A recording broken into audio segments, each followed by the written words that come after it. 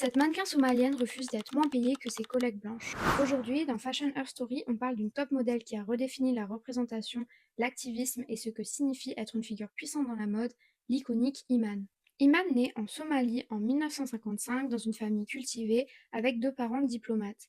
Assez jeune, elle est contrainte de déménager en Égypte, Arabie Saoudite, Soudan, puis Kenya, car son père se retrouve en danger dans son pays d'origine. Elle va donc grandir en apprenant à naviguer entre culture, identité et langue, parce que oui, elle parle 5 langues, le somali, l'arabe, l'italien, le français et l'anglais. Elle a pu obtenir une bonne éducation notamment grâce à sa mère qui va vendre ses bijoux pour lui donner accès à ce qu'il y a de meilleur.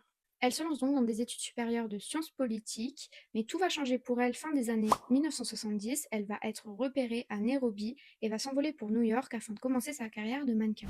Quand elle arrive, l'industrie est encore ultra blanche. Les mannequins noirs sont assez rares, sous-payés ou cantonnés à des rôles secondaires.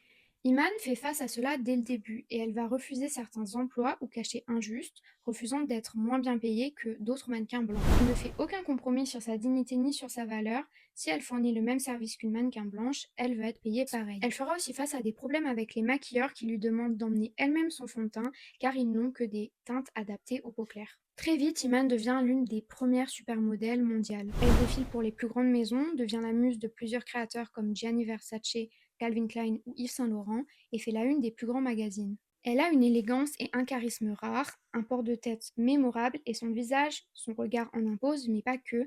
Elle a une voix et une intelligence hors normes. Mais Iman va surtout utiliser sa notoriété comme une plateforme d'activisme. Avec son mari David Bowie, elle va investir dans énormément de causes. Elle milite pour une mode plus inclusive, pour la visibilité des femmes noires, pour la diversité raciale dans les campagnes publicitaires, l'humanisation des réfugiés et la condition des enfants dans les pays pauvres. Elle est connue pour son franc-parler et pour ne jamais hésiter à évoquer les causes qui lui tiennent à cœur. Elle touche à tout, notamment au monde des affaires, au cinéma et à la télévision, et en 1994, elle quittera les podiums et fondera un peu plus tard sa marque de cosmétiques Iman Cosmetics, une ligne de beauté pensée pour toutes les carnations à un moment où l'industrie cosmétique ignorait encore majoritairement les peaux foncées.